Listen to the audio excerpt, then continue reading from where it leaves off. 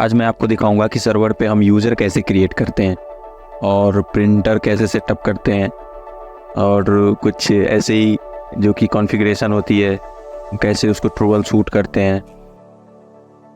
तो सबसे पहले आज हम एक फ्रेश सर्वर लेंगे और उस पर हम आपको स्टेप बाय स्टेप आपको उसमें बताऊंगा कि हम कैसे यूज़र क्रिएट करेंगे, कैसे प्रिंटर की सेटअप करेंगे और कैसे हम एप्लीकेशन उस पर हम असाइन करेंगे और डेटा पे कैसे हम राइट्स लगाएंगे। कुछ प्रिविलेज हम देते हैं डेटा पे यूज़र के एंड से, तो यूज़र को हम कैसे एक्सेस करवाते हैं आईडीपी के थ्रू। तो कुछ इस तरह से इसका कुछ फीचर्स हैं आज हम देखेंगे।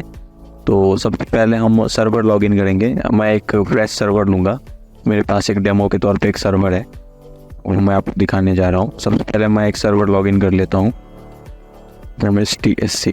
अपने सर्वर लॉगिन करने के लिए सिंपल ये है कि विंडोज़ R प्रेस करें, यहाँ पे आप टाइप करें MSTSC, ठीक है, इंटर प्रेस कर देना है आपको, ठीक है। अब आपको यहाँ पे IP एड्रेस विथ पोर्ट आपको यहाँ पे इंटर करनी है। तो मेरा IP एड्रेस है 103.178.113.197 एंड पोर्ट नंबर है 13579, ठीक है। अब हम क्या करेंगे कि यहाँ से हम इसको कनेक्ट करने से पहले अगर आप सर्वर पे अपने लोकल ड्राइव को रीडायरेक्ट करवाना चाहते हैं तो उस केस में आपको क्या करना होगा। सिंपली कनेक्ट करने से पहले आपको लोकल रिसोर्स पे जाना है, ठीक है। मोड पे क्लिक करना है और ये जितने सारे आप बॉक्स देख रहे हो इसको चेक कर देनी है आपको। यहाँ पे अभी मैं अनचेक किया हूँ, अभी मैं चेक करके दिखा रहा हूँ, अभी चेक करना है आपको। इससे क्या होता है ना कि आपका जो लोकल ड्राइव है, जैसे कि ये लोकल सिस्टम है, ठीक है, ये लोकल सिस्टम का जो ये आप देख रहे हैं ये ड्राइव है, ये सर्वर पे एक्सेस हो जाएगा। तो क्या आप क्या कर सकते हो कि ईजिली आप यहाँ से सर्वर पे जैसे ये रीडायरेक्ट हो गया सी ड्राइव हमारा, तो हम कुछ भी डेटा यहाँ से हम इंपोर्ट कर सकते हैं। उसमें क्या होता है कि टाइम कंज्यूमिंग जो होती है वो बहुत कम लेस होता है इसका और टाइम ज़्यादा यूटिलाइज नहीं होगा। इसका एक ये बेनिफिट है। तो अब हम कनेक्ट करते हैं सर्वर को। अभी मैंने इसको कनेक्ट किया। अब देखिए एडमिनिस्ट्रेटर, मैं एडमिनिस्ट्रेटर से लॉगिन कर रहा हूँ। बेसिकली आपको जितनी भी कॉन्फ़िगरेशन करनी है, यूज़र क्रिएट करनी है, प्रिंटर सेटअप करनी है, एप्लीकेशन असाइन करनी है, वो सारा एडमिनिस्ट्रेटर पे ही होगा। सारे जो राइट होते हैं, प्रिविलेज होता है, वो एडमिनिस्ट्रेटर पे ही होता है। तो हम यहाँ पे मेरा पासवर्ड ये है, अभी हम पासवर्ड इंटर करेंगे। यहाँ पे पासवर्ड हमने इंटर किया, ओके किया। देखिए हमारा सर्वर एक्सेस हो गया।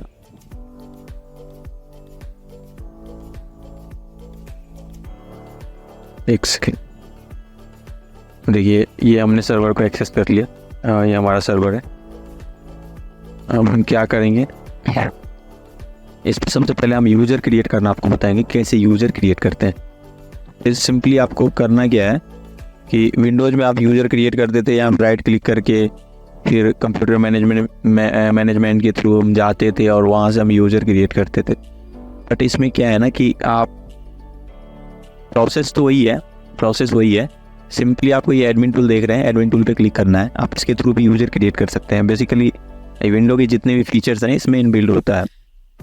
तो हमने TS+ basically TS+ admin tool, जो आप TS+ प्रोडक्ट है, तो बेसिकली TS+ सिट्रिक्स है जो कि रिमोट कंट्रोल करता है, रिमोट एक्सेसिंग के लिए यूज़ करते हैं हम, ठीक है। तो हमने एडमिन टूल एक्सेस किया। फिर हम जाएंगे एडमिन टूल में। देखिए यहाँ पे इतने सारे ऑप्शन दिख रहे हैं आपको। होम है, एप्लीकेशन है, प्रिंटर है, वेब है, फॉर्म है, सेशन है, सिस्टम टूल्स हैं, एडवांस है, एड ऑन है, लाइसेंस, ये सब सारे इसके फीचर्स हैं। तो आपको हमें अभी फ़िलहाल देखना है कि यूज़र हम कैसे क्रिएट करते हैं। सबसे पहले हम जाएंगे यूज़र क्रिएट करने के लिए सिस्टम टूल्स में जाएंगे, ठीक है। सिस्टम टूल्स में गया, फिर उसके बाद देखिए यूज़र एंड ग्रुप दिया हुआ है। यूज़र एंड ग्रुप पे हमने क्लिक किया। उसके बाद ये इंटरफेस हमारा ओपन हुआ, उसमें यूज़र एंड ग्रुप है। तो बेसिकली यूज़र अगर आप यूज़र क्रिएट करते हो तो होता ये है कि अगर कोई आप ऑर्गेनाइजेशन के लिए अगर सर्वर लिया है और वहाँ पे यूज़र क्रिएट कर रहे हैं, तो ऑर्गेनाइजेशन में क्या होता है कि सारे डिपार्टमेंट होते हैं। जैसे हो गया IT डिपार्टमेंट, सेल्स डिपार्टमेंट, इस तरह से डिपार्टमेंट होता है। तो आपने क्या किया कि IT डिपार्टमेंट में 10 यूज़र है और सेल्स डिपार्टमेंट में 20 यूज़र है। तो उसके लिए क्या करना है आपको, ग्रुप ग्रुप के थ्रू आप यूज़र क्रिएट कर सकते हो। हमने यहाँ पे न्यू ग्रुप बना दिया, ग्रुप का नाम रख दिया IT यूजर्स। डिस्क्रिप्शन में देना हो तो ठीक है, नहीं तो कोई दिक्कत नहीं। तो सबसे पहले आपको फर्स्ट क्या करना है, पहले यूज़र आप क्रिएट कर लीजिए। न्यू यूज़र पे जाएंगे, यहाँ पे हमने बनाया test1, क्योंकि हमने टेस्ट पहले से बना रखा है तो इसीलिए मैं test1 किया, test1। अब हमने यहाँ पे पासवर्ड असाइन करनी है। पासवर्ड असाइन इसमें भी एक क्या है कि पासवर्ड की जो होता है कि पॉलिसी होती है।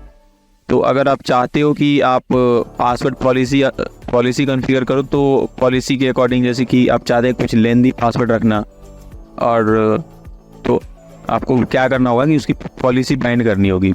अगर नहीं आप ये चाहते हो कि जैसे कि पासवर्ड जो हमारा वो थोड़ा सा शॉर्ट हो, छोटा हो, तो उसके लिए भी आपको पॉलिसी कॉन्फ़िगर करनी होगी।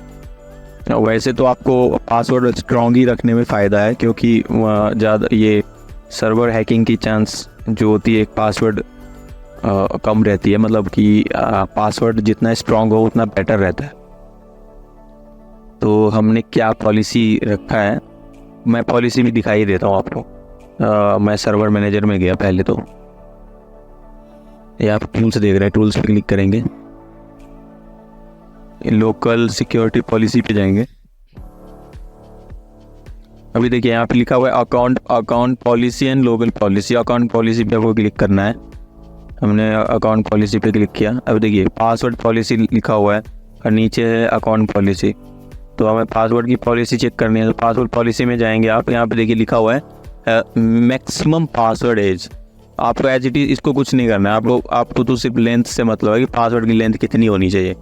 तो मिनिमम पासवर्ड लेंथ आप यहाँ से आपको जो भी 3 डिजिट का रखना हो, 4 डिजिट, 7 डिजिट, डिजिट कह रहा हूँ, कैरेक्टर का रखना है, 7 कैरेक्टर का या 8 कैरेक्टर का। अब यहाँ पे सिंपली असाइन कर दीजिए, मुझे 7 का रखना है। 7 करके फिर यहाँ से अप्लाई कीजिए, ओके कीजिए, पॉलिसी आपकी अपडेट हो जाएगी। उसके बाद जब आप यूज़र क्रिएट करोगे तो यहाँ पे 7 कैरेक्टर के पासवर्ड की रिक्वायरमेंट होगी आपकी। आप 7 से कम भी नहीं रख सकते और 7 से ज़्यादा भी नहीं रख सकते, क्योंकि हमने पॉलिसी बाइंड कर रखी है कि मुझे 7 कैरेक्टर का पॉलिसी चाहिए। ठीक है, तो फिलहाल अभी तो मैंने जस्ट आपको बताया है, अभी मैं कुछ ऐसा पॉलिसी बाइंड नहीं किया हूँ। तो मैं अभी तो नॉर्मल पासवर्ड रखूँगा। तो मेरा पासवर्ड होगा ये लेस, ठीक है। अभी देखिए यहाँ पे लिखा user must change the password at next login. आपको क्या करना है, सिंपली इसको अनचेक कीजिए। अगर आप चाहते हैं कि यूजर पासवर्ड चेंज करे नेक्स्ट लॉगिन पे, कि यूजर अपना पासवर्ड खुद से क्रिएट कर ले, पहले तो आपको पासवर्ड एक असाइन करनी होगी, ठीक है।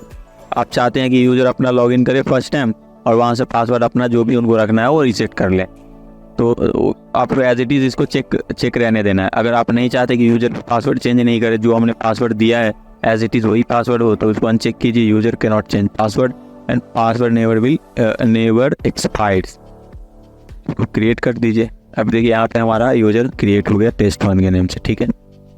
जब यूजर क्रिएट हो जाए तो एक बार पॉलिसी अपडेट कर लीजिए। पॉलिसी अपडेट करना मत भूलना। पॉलिसी के लिए अपडेट के लिए आपको GP अपडेट चलाना होगा। तो GP, ये देखिए नीचे हमने पहले से टैप कर चला रखा है, इसलिए बाय डिफ़ॉल्ट आ गया, तो एंटर करनी है आपको।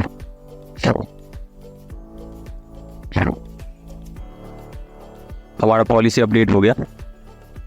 अब हम इससे बाहर आ जाएंगे।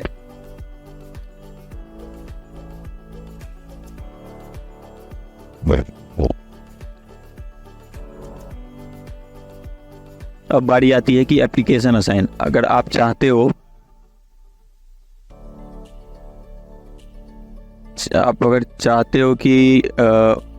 कि यूज़र को मैं कुछ एप्लीकेशन का ही राइट्स दूँ, डेटा का राइट्स दूँ, एक्सपोर्ट का राइट्स दूँ, तो आप क्या कर सकते हैं कि सिंपली एप्लीकेशन में जाके आपको मैनुअली आपको असाइन करना पड़ेगा। सबसे पहले तो ऐप को ऐड करना पड़ेगा एप्लीकेशन लाइक आपको, जैसे कि यूज़र को टैली का प्रिविलेज देनी है या पीसी का देना है या मार्ग देना है, तो आप यहाँ से पहले आपको एप्लीकेशन को ऐड करना होगा।